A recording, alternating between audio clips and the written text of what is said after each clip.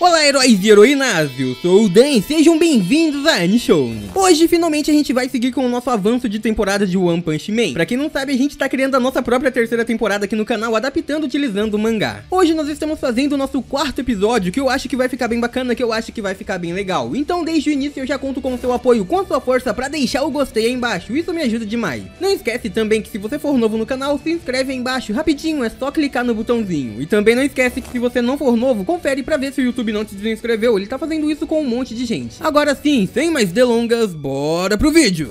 Numa rua abandonada, uma sensação sinistra paira enquanto uma única luz brilha. Estávamos vendo o Genos completamente machucado observando algo atentamente. Ele estava ali olhando bem de perto e completamente atencioso, até que a gente percebe o que é que ele estava vendo. Aquele era o King, que estava numa boa jogando videogame, por algum motivo o Genos estava ali observando ele de pertinho. O King começava a se perguntar, bem, parece que ele quer me ver jogando, mas qual é o motivo disso? O que ele quer? Então ele continua ali até que finalmente zera aquele jogo e mostra pro Genos, aqui, acabei de fechar. Genos então observa e fala, então você já acabou? Eu não entendi absolutamente nada. Ele então fica completamente decepcionado enquanto diz, o King e o Saitama Sensei estão treinando muito e já faz um bom tempo. Isso provavelmente significa que ainda é bem cedo pra eu começar a participar das batalhas mentais desses dois. Ainda preciso treinar muito porque eu não tô entendendo o que tá acontecendo. Então que o King tava afim de ver todo mundo indo embora e começa a dizer, tá ficando bem tarde, não é? Nesse momento então o Bengio responde dizendo que o Saitama saiu correndo dizendo que ia procurar o Garou e depois sumiu. Mesmo assim ele acreditava que isso não teria resultado nenhum, que o Saitama não conseguiria o encontrar. E o Bomb então complementa dizendo que provavelmente o herói estava no esconderijo dos monstros, que ele provavelmente já estava naquele lugar. Naquele momento o Genos fica completamente assustado dizendo, o Sensei parecia bem determinado a encontrar o Garou. Ele pode acabar não voltando até eliminar a associação de monstros inteirinha. O King então nesse momento também fica bem assustado dizendo que o Saitama é muito poderoso, sem dúvida nenhuma, mas a personalidade dele, bem, é um pouco problemática. Então ele tava com bastante medo do Saitama acabar caindo numa armadilha por aí. Todos eles estavam completamente assustados sem saber o que fazer.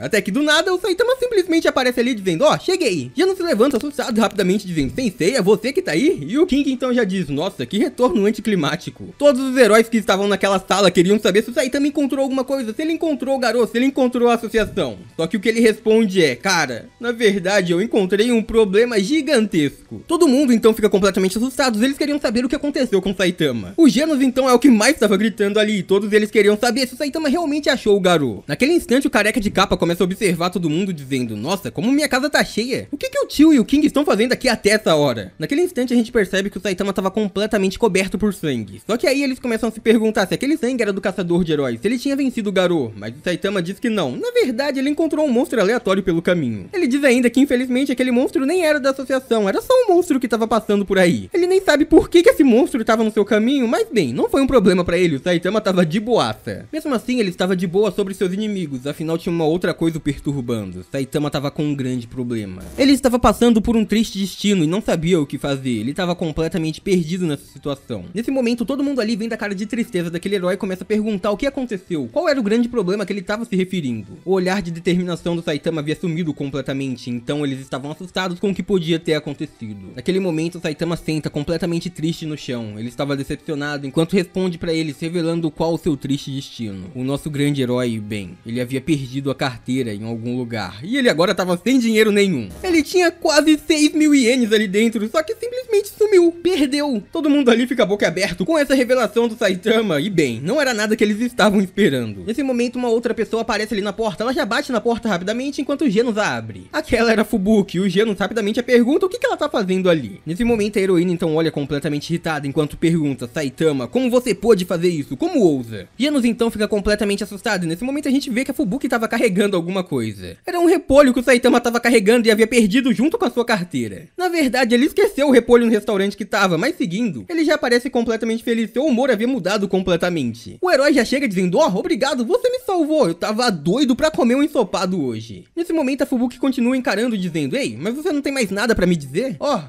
Obrigado por ter trazido repolho, era isso, né? E a Fubuki então começa a gritar completamente irritada, não era isso, você tem que pedir desculpa por ter me deixado pagar a conta e ter fugido, Você simplesmente saiu correndo sem motivo nenhum. Saitama então começa a suar frio, ele tava assustado enquanto dizia, ah, é mesmo, né? Eu tinha esquecido completamente, desculpa por isso. Ela continua brigando com ele, perguntando por que ele saiu correndo, fugiu desse jeito antes dela terminar de falar com ele. E o Saitama então pergunta, ah, você tava falando alguma coisa comigo? Obviamente a Fubuki ficou bem mais irritada, perguntando, você não tava nem me ouvindo? Tá me devendo, cara, não esquece disso, por que você fugiu desse jeito? Nesse momento o Genos começa a observar a Fubuki e ele começa a pensar, ela deveria entender que os níveis de poder entre ela e o Saitama são completamente diferentes, então por que ela tá tão mandona assim? Qual será o motivo disso? Não me diga que ela também quer se tornar uma discípula do meu mestre? Como assim? Eu vou precisar agora ficar sempre de guarda alta pra impedir que isso aconteça. Olha as ideias do Genos. Nesse momento então eles continuam conversando, só que algo estranho acontece. O Genos começa a detectar alguma coisa, ele tava sentindo algo se aproximando da casa do Saitama. E aquilo tava vindo bem rápido, era uma leitura de energia em alta velocidade, mas do nada simplesmente parou. Aquilo tava vindo do lado oeste do prédio e ele não sabia o que fazer, ele não tava pronto pra um combate nesse momento. Ele olha pras pessoas à sua volta e começa a perceber que o Bang e o Bomb ainda estão bem machucados. E bem, a Fubuki, provavelmente ela não tem poder o suficiente pra lidar com o nível de ameaça demônio. O Saitama acabou de perder a carteira e por isso ele deve estar bem triste e não vai querer lutar. Isso significa que a única pessoa que podia lutar nessa situação era o outro herói Rank S, o homem mais forte do mundo, o King. Só que bem, a gente sabe que ele não podia fazer isso. Genos então começa a empurrar o King dizendo, King, você não pode lutar aqui. Sai, vai rápido, lá pra fora. Antes dele ter a chance de se preparar, você precisa enfrentar esse inimigo que tá aí na frente. E o King fica bem assustado dizendo, o que você tá fazendo? Não fica me empurrando não, cara. Saitama tava bem confuso ali, ele começa a perguntar pro Genos o que tava acontecendo. E então o nosso ciborgue responde bem rápido, ele mandou o King lá pra fora pra enfrentar um monstro, é claro. O Saitama então olha pra aquilo e fala,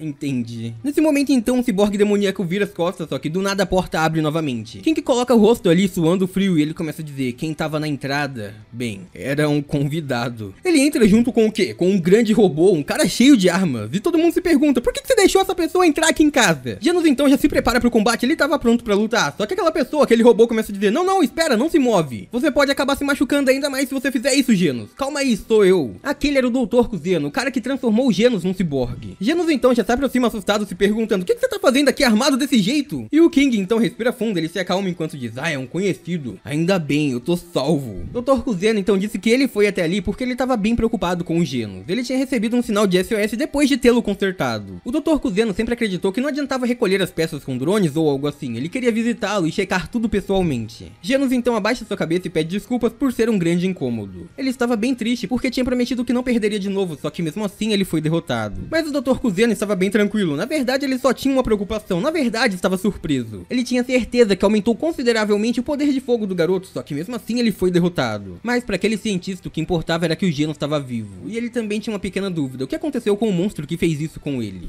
Genos então aponta para trás e diz, como sempre, aquele monstro foi derrotado pelo Saitama Sensei. E o Dr. Kuzeno então fica completamente impressionado, ele olha e depois diz, então você é o mestre que o Genos tanto fala? Você é o tal Saitama? Dr. Kuzeno então se aproxima dele e diz, eu queria muito conhecer você. E o Saitama então responde, só que o senhor poderia pelo menos tirar os sapatos pra não sujar minha casa? O doutor então pede desculpas pela grosseria e depois disso se apresenta. Ele diz que é apenas um engenheiro mecânico, mas uma coisa levou a outra e agora, resumindo, ele é aquela pessoa que ajuda Genos em suas atividades como herói. Saitama então começa a se apresentar também e ele diz que é um prazer conhecer aquele homem. E o Dr. Kuzeno fica bem impressionado, afinal ele diz, eu não sabia que era possível o Genos aprender tanta coisa com uma pessoa simples assim, que surpresa. Nesse instante, o Dr. Kuzeno se abaixa, ele diz que tinha trazido um presente, ele esperava que todo mundo ali goste. Saitama então pergunta se aquilo não era nenhuma parte mecânica, afinal ele não era um ciborgue igual o Genos, ele era um cara normal. E é então que o Dr. Kuzeno entrega aquilo pro Saitama, era um conjunto deluxe de ensopado, é da melhor qualidade. O Genos havia contado pra ele que o Saitama gostava bastante desse tipo de coisa, então por isso ele tinha trazido como um presente. Nesse momento o Saitama mudou completamente de opinião, ele começa a dizer, nossa senhor Kuzeno, muito obrigado de verdade. Parece que nós dois, como os guardiões do Genos, temos bastante coisa pra conversar. Ele simplesmente mudou sua opinião. Ele agora diz pro doutor ficar à vontade, se sentar onde quiser e voltar pra visitar quantas vezes quiser, sempre seria bem-vindo ali. Nesse momento então a gente vai pra um cenário completamente diferente, estávamos agora na Associação dos Monstros. Aqueles dois que há pouco tinham enfrentado o Garou estavam ali, e eles estavam também com o pequeno garotinho que o Garou lutou pra salvar. Ambos estavam frente a frente com o Gyoru Gyoru e eles estavam dizendo, Garou fracassou. Os monstros queriam executá-lo, só que bem, eles atacou do nada antes disso. Garou nem mesmo abriu espaço pra conversa, ele simplesmente tentou salvar aquele menino porque não havia abrido mão da sua parte humana. Por esse motivo ele nunca poderia ser um monstro, nunca poderia ser parte da associação. Gyoru Gyoru então pergunta o que realmente aconteceu e também estava com um pouco de raiva perguntando perguntando se eles mataram o Garou. Mas o Monster Inseto então diz que se ele estiver morto não tem problema nenhum. Eles tinham que julgar o melhor a se fazer por toda a associação, e era claro que o Garou em algum momento iria os trair. Gyoro então diz que não tá reclamando por isso. Só que seja como for, que bom que esses dois foram com eles pra entender quem era Garou de verdade. Aqueles dois começam a contar que mataram Garou e também levaram aquela criança até aquele lugar pra se divertir, mas Garou não tava morto. Ele estava numa péssima condição e por esse motivo ele foi vencido naquela batalha, mas ele ainda tava vivo, e é claro, ele iria correr até a Associação de Monstros pra salvar aquele moleque. Tudo isso a gente vai ver no próximo episódio da nossa série, no nosso próximo resumo, e eu espero muito que vocês tenham curtido de hoje, fechou?